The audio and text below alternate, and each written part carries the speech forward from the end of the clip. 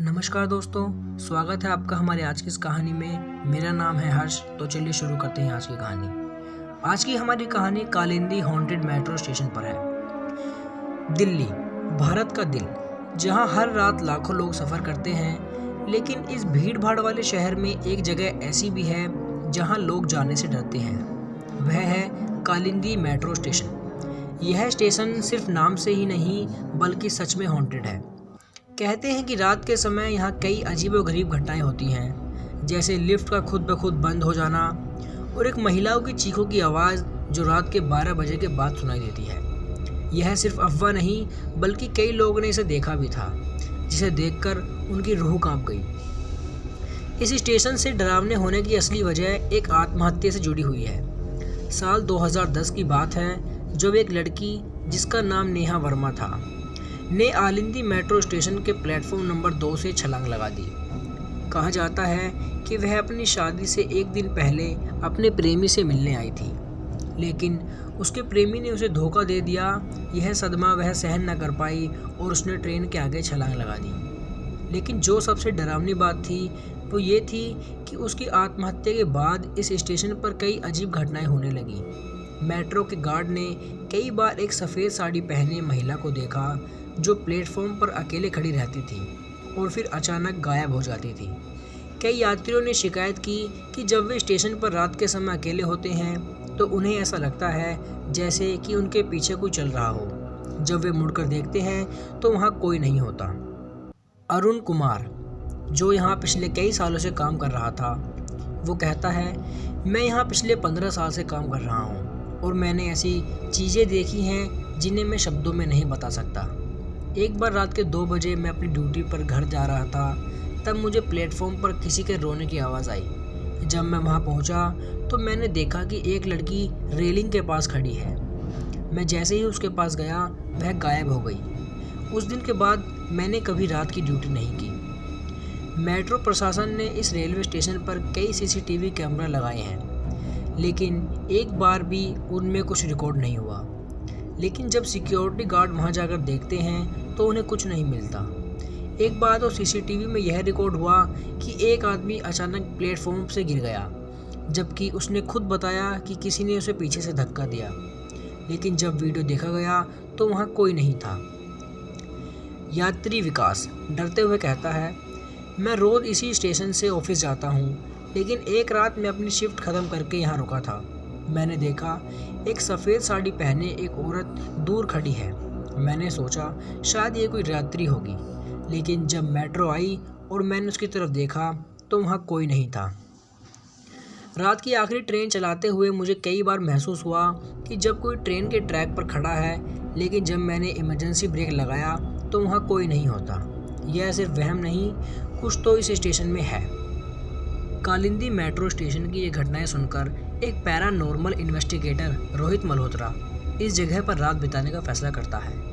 रोहित ने कई भूतिया जगहों की जांच की, लेकिन यहाँ का माहौल कुछ अलग था। रोहित मल्होत्रा ने अपनी आवाज़ में कहा, मैंने अपने कमरे और इलेक्ट्रॉनिक रिपेयर डिटेक्टर के साथ पूरी रात स्टेशन पर बिताई। रात के करीब 2:30 बजे जब चारों तरफ सन्नाटा था, तब अचानक मेरी डिवाइस ने एक स्ट्रॉन्ग एनर्जी डिटेक्ट की। तभी अचानक प्लेटफॉर्म पर एक हल्की सफ़ेद छाया दिखी।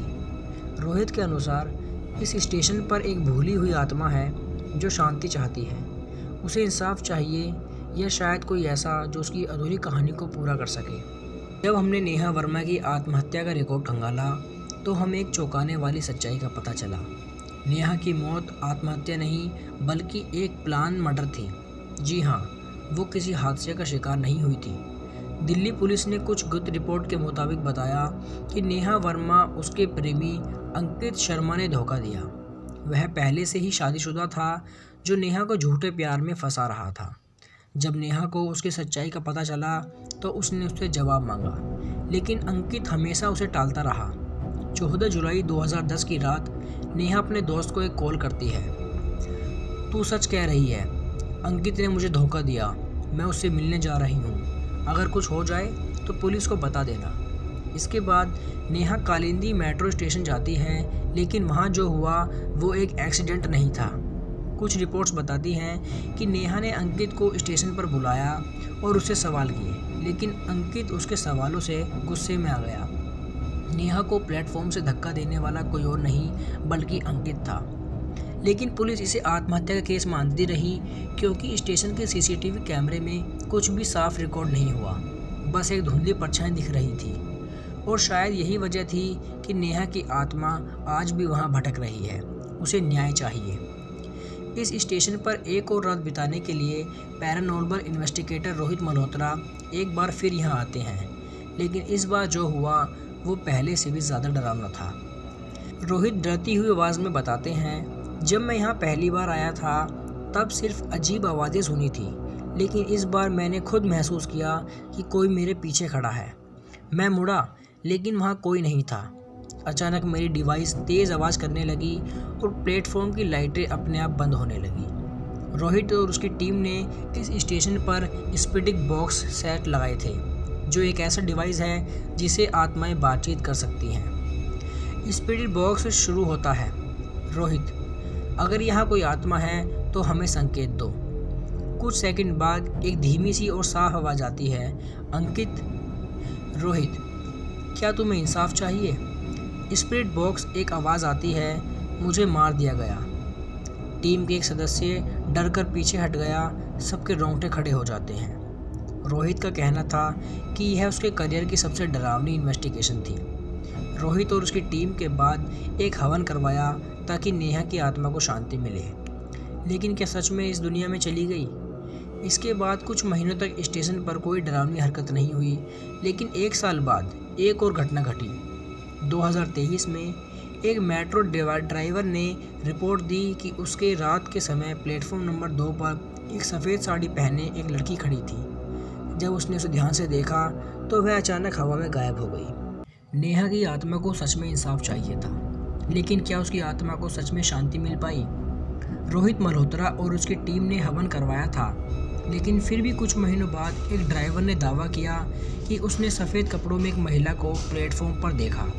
इससे ये सवाल उठता है, क्या आत्मा पूरी तरह से मुक्त हो पाई थी? हमने इस रहस्य से पर्दा उठाने के लिए दिल्ली मेट्रो के कुछ और कर्मचारियों से बातचीत की। एक गार्ड जिसका नाम अजय था, उसने हमें बताया कि हवन के बाद कई महीनों तक स्टेशन पर शांति थी, लेकिन एक रात कुछ ऐसा हुआ जिसने उसे दोबारा झंझोर कर रख दिया। अजय मेहरा घबराती हुई आवाज़ में बताते हैं, रात के करीब 2 बजे मेरी ड्यूटी थी। स्टेशन पर कोई नहीं था। मैं सीसीटीवी स्क्रीन में देख रहा था। तभी प्लेटफॉर्म नंबर 2 पर मुझे एक हल्की परछाई दिखी। पहले तो लगा कि आंखों का धोखा होगा, लेकिन जब मैंने जूम किया तो एक सफ़ेद आकृति थी जो धीरे धीरे चल रही थी और फिर हवा में गायब हो गई। अजय का दावा था कि उसने कुछ ऐसा देखा जिसे देखकर उसका शरीर ठंडा पड़ गया। जब हमने और गहराई से जांच की तो हमें एक और नई जानकारी मिली। कालिंदी मेट्रो स्टेशन के नीचे पुरानी खोपड़ियाँ और हड्डियाँ मिली थी। जी हाँ, 2017 में जब स्टेशन के नीचे कुछ मरम्मत का काम चल रहा था तो मजदूरों ने ज़मीन के अंदर पुराने मानव कंकाल पाए। इतिहासकारों का मानना है कि यह कंकाल बहुत पुराने हैं, शायद 1857 की क्रांति या इससे भी पुराने हो सकते हैं। तो क्या इस स्टेशन पर सिर्फ नेहा की आत्मा नहीं बल्कि और भी कई आत्माएं भटक रही थी? क्या ये स्टेशन सच में हॉन्टेड था या ये सिर्फ इंसानी दिमाग की कल्पना है? जब हम इस कहानी को ख़त्म करने का वक्त आ गया है, हमने देखा कि कैसे नेहा की आत्मा स्टेशन पर रहस्यमयी घटनाओं की वजह बनी, लेकिन पुलिस केस में छिपे राज सामने आए, और कैसे एक पैरानॉर्मल डिटेक्टिव ने इसकी अस्तित्व को महसूस किया। नेहा की आत्मा को क्या सच में मुक्ति मिली? यह कहानी मुश्किल है, लेकिन एक बात तो तय है, यह स्टेशन अब भी डर का दूसरा नाम बना हुआ है। इसी के साथ आपसे विदा लेते हैं, फिर मिलेंगे आपसे अगली कहानी में।